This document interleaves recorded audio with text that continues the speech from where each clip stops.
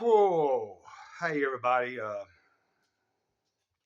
Welcome to this channel. It's Gray Cloudy Day. The channel, Gray Cloudy Day. I am Gray Cloud, Sage of the Eternal Moment.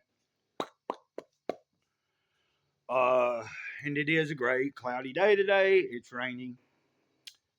Once again, if you've been watching the channel the past few days, I'm in Alabama. We're catching, some of that weather from off the coast and everything.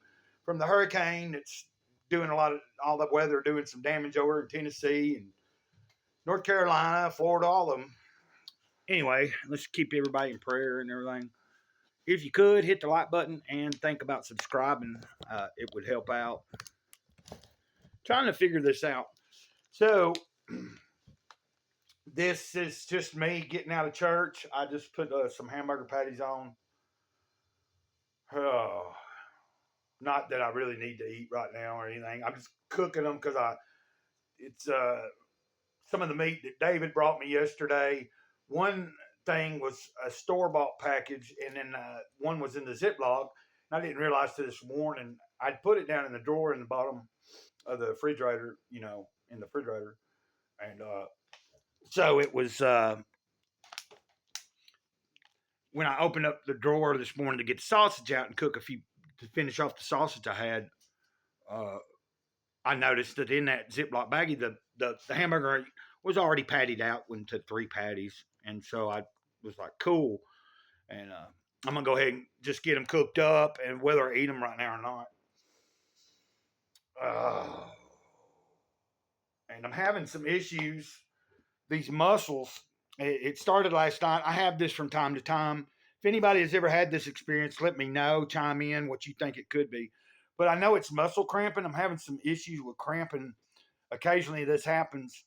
Uh, Here lately, this past week, I've had a lot of issues with my stomach's muscles cramping. And then last night, it's been a while, but up in here, right to the right of the heart, on the right side, kind of in the top of the rib cage. These muscles in the chest and going down have been contorting and kind of spasming and all that. So, like cramping. And when that does that, this side of my chest or right here will puff up. These muscles will come out, and you can feel the difference. It's down right now, but while I was in church, I was experiencing this, and it wasn't. It's not like a sharp pain or anything. It's not. I can tell it's nothing about like here. It's over here, and it's muscles. They're contorting. They're not. They're not happy. Usually, when this has happened, I just contribute it to somehow I may be a little dehydrated, even though I'm drinking a lot of water and stuff.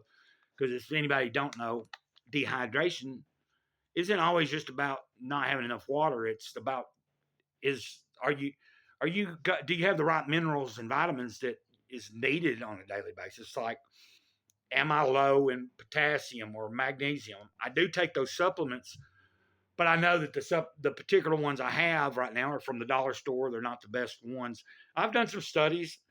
I don't know if you know this, but there's different types of magnesium to take, and there's a certain type, and it costs a little more, but that's the best kind to get, and that's not what I have. Same with potassium. There's several different styles of what you're looking for is what absorbs better and everything. And I don't know, but I was wanting to make this video.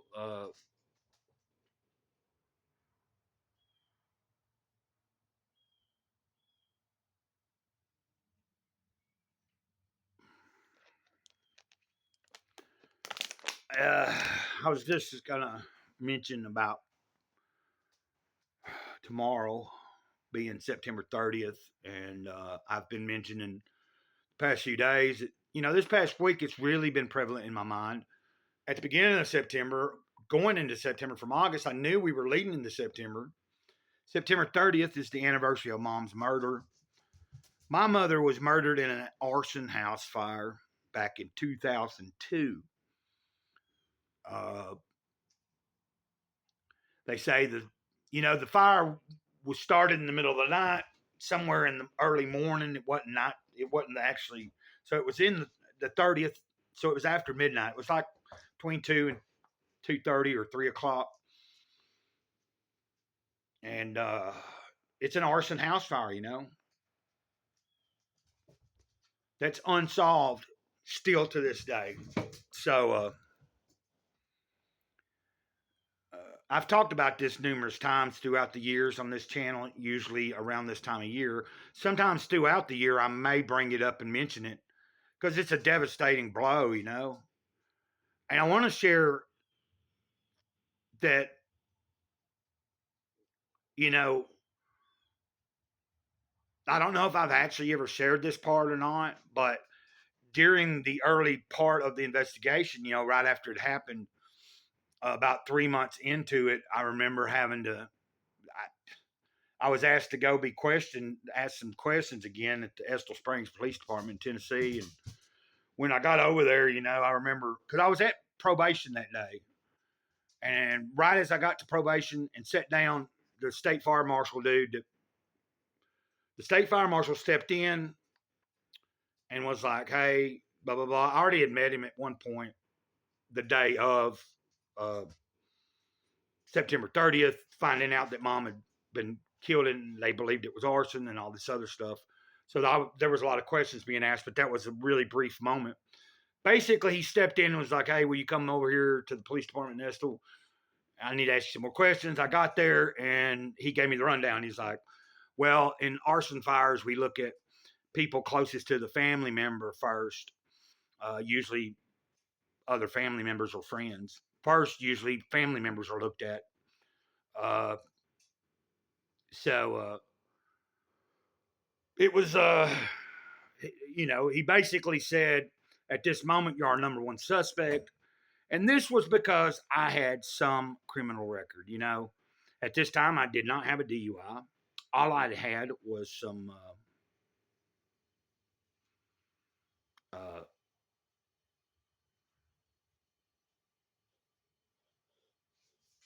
misdemeanor charges like simple possession. I had one or two simple possessions, I think two on my record, and maybe a few I don't remember, maybe some public drunks or something. I had, you know what I'm saying, like that, like nothing major, nothing violent. I can assure you that. But so basically, I went and you know he was explaining to me this is what you know you but what he brought me there for was this is what I'm doing. I think you know it was a process of elimination. And he was like, basically, will you take a polygraph test? I said, for a split second, I thought, because I used to work for a judge that owned a skate park in the county I grew up in Tennessee. And, you know, the judge owned it all, but I actually was under his wife. His wife kind of was the one that mainly managed it and everything. And then I was the manager, teenage manager and all that. But I hadn't talked to her in years, but I remember thinking at this time when I was being asked if I'd take a polygraph test, should I call Joanne and ask her if I needed to talk to Floyd? You know, do I need to talk to him legally before I say yes or no? But I knew in my mind, I was like, why would I do that? I haven't done anything. So there you go.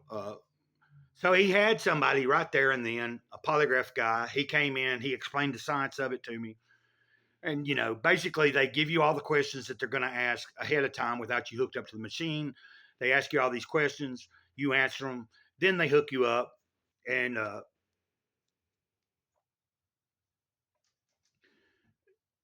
they ask you without it hooked up, they ask you with it hooked up, and then they ask you, I think, a third. I don't remember how many times, but once it was all over, as soon as it was over, dude looked at the state fire marshal and he said he didn't do it. The guy shook my hand and he apologized for this. And I was like, you know, I understand. Point being is, so then later down throughout that year, through my sister, because she was in contact with, you know, even leading up before the polygraph, my sister had kind of told me a few things. But after the polygraph, she divulged quite a few things that had been brought up in the investigation. And one of them was they were actually exploring the idea that someone might have known magic and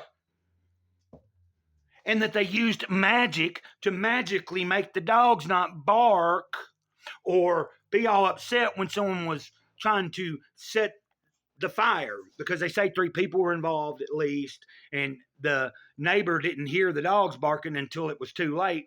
But during the process of them setting the fire, there was no disturbance. If you knew the neighborhood I grew up in, uh,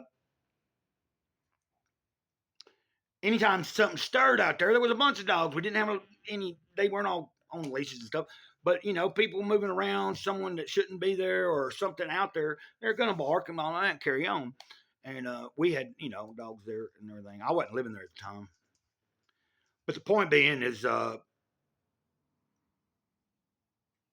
they were exploring the idea that someone might have known magic. And that was because at the time of a girlfriend I was dating who was claiming to be a witch. And I'm not disclaiming her. She was just into the study of old stuff. Like a lot of it was just like learning more medicinal type things, herbalism and stuff like that. But I'm not going to say anything other than, truthfully, I believe she just liked using that word and telling everybody. She loved to tell people she was a witch. You know what I'm saying? It was more for shock value. But at that time, I was heavily really exploring everything. I was exploring all spirituality, all culture. I was reading about different cultures, about different religions, about spiritualities. I was learning different philosophies. And I had already been dabbling and studying a little bit about magic myself. And, and if anybody knows, I do consider myself a wizard. Not a wizard that can snap his fingers and make something happen. It ain't like I'm a Gandalf and I can just say something or do something and it just automatically happens. I am speaking from a sense of just a wizard in the sense of wise person, shaman, sage, sage of the eternal moment. So there you go. Yeah, I was suspected at one point of killing Mom, and I had to take a polygraph, and it didn't. It turned out they, the truth was revealed to them. I already knew the truth, but this doesn't make it any easier. The fact that she died in the way that she died, and it is still unsolved each year. You know what I mean? But I can say this: while I was in church. And I think this past week, I think the other day, I felt it really strongly too. But Mom's presence has been around, and any of you that have watched the channel a minute, I have stated that this happens from time to time. You can call me crazy all you want, and these are things that don't really share a lot to a lot of people, and I very rarely share it on a video. But I'm not afraid to share it because I know what I know, and I know what I've experienced in life. But there are some people sometimes that are not physically in this world anymore, but they're right there in like the world they're in. It's just there's a fine veil right there, and they're always here and around me. It's just sometimes I'm not listening or I'm not feeling it, or sometimes they're just not making their presence known, and that's fine with me. But what I'm telling you is there was some. Let's just say I felt Mom's presence, my brother's presence. My brother died when I was about 9 or 10. He was 19 years old. He died in a car wreck. And I can tell you, even Sarah Borland, the one that inspired me to keep saying ditto, and that's why I say ditto at the end of every video. Sarah Borland's presence is strong here today. Basically, I'm being told none of them want me to be unhappy. Christ doesn't want me to be unhappy. Big Kahuna says, stop. They're not actually gone. They're just not there with you in that place physically right now. But they're there with you always in spirit, whether you feel it or not. So I'm dealing with a little bit of mourning, and I wish I had somewhere to go and just be other than sitting here at the trailer by myself. I wish I knew what was going on with these live streams, why I'm not able to get on there and go live, because that would really help me today. If I could go live today and chat with you guys and have a little community talk, but I'm not understanding why all of a sudden I'm not able to do it on this phone. And then there's another video I'm going to make at some point discussing my, a few months ago when I was having trouble and thought I was going to move into a tent. Let's just say that computer that I had been sent, I don't have anymore, and that just sucks. Because, I was looking forward. It sucks because it's my own doing, but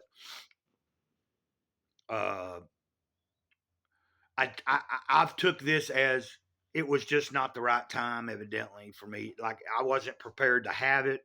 I didn't have Wi-Fi here and all this other stuff. So there you go. I'm still I'm back to square zero back to starting point with wanting to get a laptop again, and learn it and start recording music with it and start doing better videos with it and just doing as much as I could.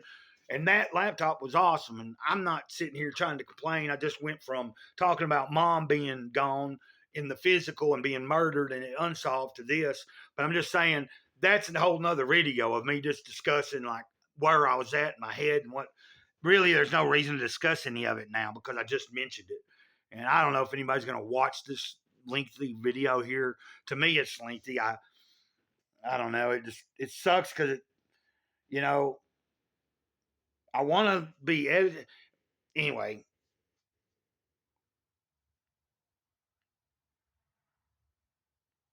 I'm not alone. The spirit is here. I can feel the presence of the people that I love that aren't here in the physical. And I'll get through this day. And just keep me in your thoughts, please. And hopefully tomorrow I'll get through the day without any mishaps. Like, you know what I'm saying? Like, I don't, like last year I did really well. I didn't drink at all. I don't believe last year I got through the September. What was weird is I got through September 30th last year, and a few days later decided to drink. You would think that if I'm gonna decide to drink, it would be on a day that is the anniversary of someone's murder, and I'm not feeling all that great, and I'm kind of mourning and crying and boohooing, and I'm just not. I wanted to get out of my head. It was weird to me that I got through the whole month of September without drinking still last year, and getting through the September 30th thing, and then all of a sudden, I don't remember within so many days after September 30th, I went and got something to drink. So I don't think I have to worry too much about that. I do partake of the green, that, and then, but I'm supposed to get paid tomorrow. So that's kind of what's on my mind is like, I don't want to get into a binging place. You know what I'm saying? I'm not going to say that I won't be tempted to get me a nip, uh, you know, but my point is, my goal is to not worry about getting a nip and get through tomorrow, paying bills, taking care of things I need to, and learn and living with loss. Y'all have a good one. I hope your day is spectacular. I'm still very grateful for my day. I'm not sad while I make this video. I just am sharing that you never get over loss like that. You just have to learn to live with it. So until next time, Mr. Gray Cloud here, Sage of the Eternal Moment, over and out. Ditto, ditto, ditto, ditto, ditto, ditto, ditto, ditto, ditto.